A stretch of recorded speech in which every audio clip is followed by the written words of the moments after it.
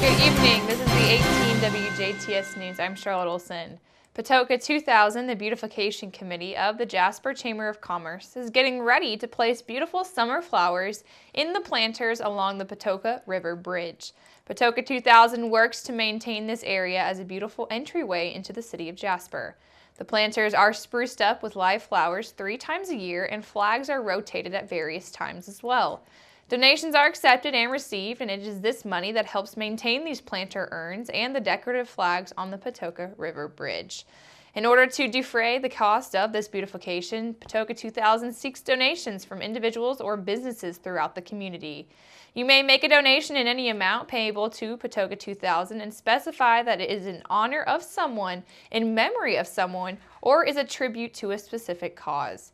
In addition to the donations, Patoka 2000 is seeking volunteers who could give about 1 hour each week to help keep the planters watered throughout the summer months. If you can help with watering or would like more information on how this is done, please contact Nancy Eckerly at the Jasper Chamber of Commerce at 812-482-6866. Donations can be sent directly to Patoka 2000, and the deadline is May the 1st. Patoka 2000 donations can be sent to the Jasper Chamber of Commerce at P.O. Box 307, Jasper, Indiana, 47547. This month, St. Joseph's Church in Jasper will commemorate and celebrate 175 years of Catholic mission work in southern Indiana.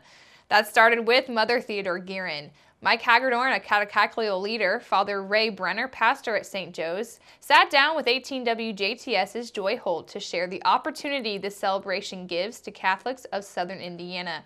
It will help to pay tribute to one of their founding saints, and here is Joy with this story.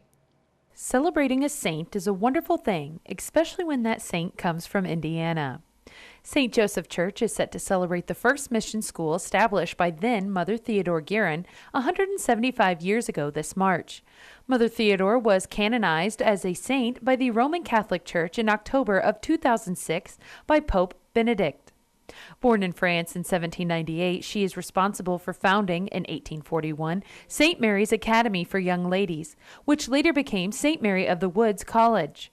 From there, she worked to establish parish schools between the years of 1840 and 1849 in Jasper, St. Peter's, Vincennes, Madison, Fort Wayne, and Terre Haute. Her good works, along with establishing more educational institutions, continued until the time of her death in 1856 at age 57. Father Ray Brenner shared struggles St. Mother Theodore saw as she experienced the travels of southern Indiana 175 years ago.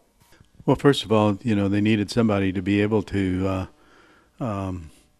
speak German, which she was from France, so I'm not sure about her exact capability, but she brought with her some sisters who could do that. And certainly, as far as her spirituality, it took a lot for them to be able to land in West Terre Haute. They spent the first year or so in the loft of some people's house, and then to come all the way from West Terre Haute to here to Indiana, they were in Indiana, but to come here to Jasper meant going through swamps and crossing rivers and etc. So it took a lot of grit and reliance on God for all of that to be able to be accomplished. And how do you commemorate a saint? Well, as Father Brenner explained, sometimes decisions are made by a higher power. Okay, well, initially, I got in touch with the one who created the statue at St. Mary of the Woods. She expressed interest in the beginning, but then because of lack of lots of things to happen, she took another job. And so things were kind of out in limbo for a good while. But Nick Ring, who is a Jasper native, he was also interested in doing something with it, so he got in touch. And so we began working with him, and we developed one model, but then in the meantime, he and his wife, Christine, came up with another idea of the girl having completed her education and moving away from Mother Theodore, and the boy beginning his education approaching her. So that's where we are right now, and that's the concept that we will be with.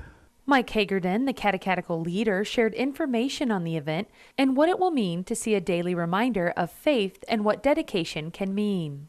This coming Saturday, the 18th, we have a wonderful day planned. Starts at 2 o'clock with a dramatic portrayal of the life of St. Mother Theodore. It's from her letters and journals. And following that at 4 is a celebratory mass with Bishop Thompson. We have 20 of the nuns from Terre Haute scheduled to be here.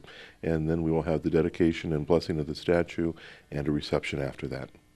We are looking forward to having the statue here, to commemorate all of the efforts of St. Mother Theodore, to acknowledge the things that she has brought not only to Jasper but to all of the faith community.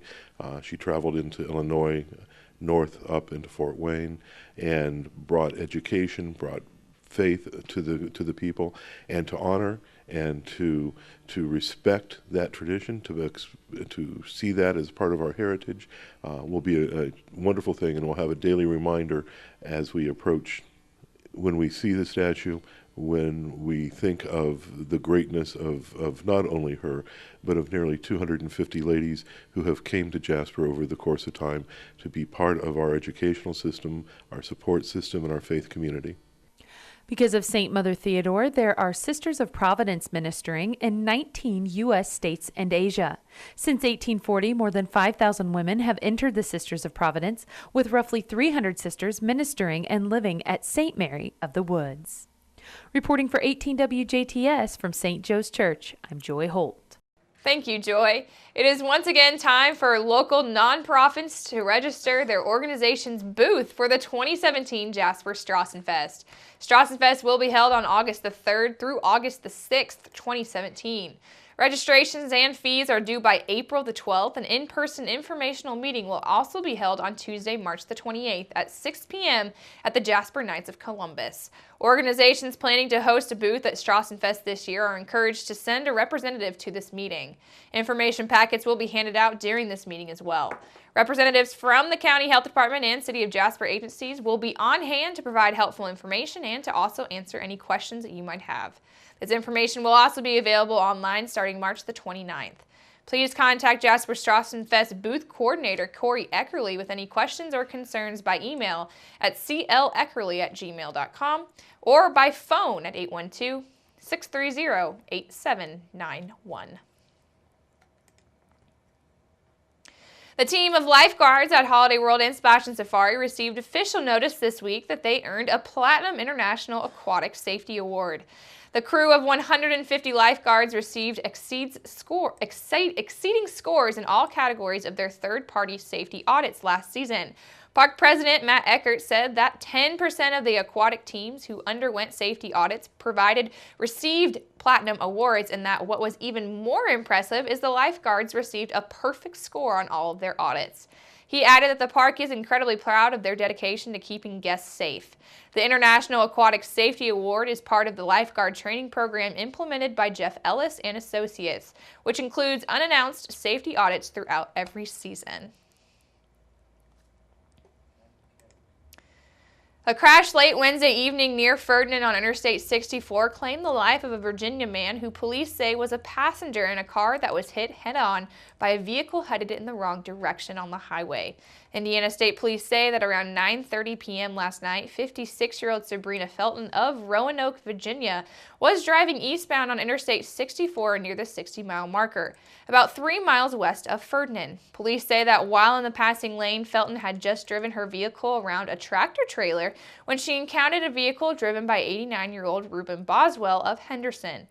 Police say that Boswell was driving westbound on I-64 in the eastbound passing lane, and police say that Felton made an attempt to drive her car into the median to avoid the crash, but was unable to avoid colliding with Boswell's vehicle. Felton and Boswell were both taken by ambulance to St. Mary's Medical Center in Evansville for non-life-threatening injuries sustained in this crash. However, a front seat passenger in Felton's vehicle, 34-year-old Brandon Taylor of Roanoke, Virginia, had to be extricated from the car and was then flown by Lifeline to St. Mary's, where he died from injuries. Police shut Interstate 64 down for nearly 4 hours while troopers investigated the crash.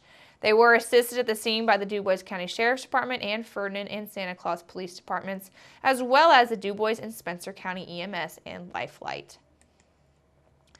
And make sure you keep it right here, because up next we'll take a look at your weather summary.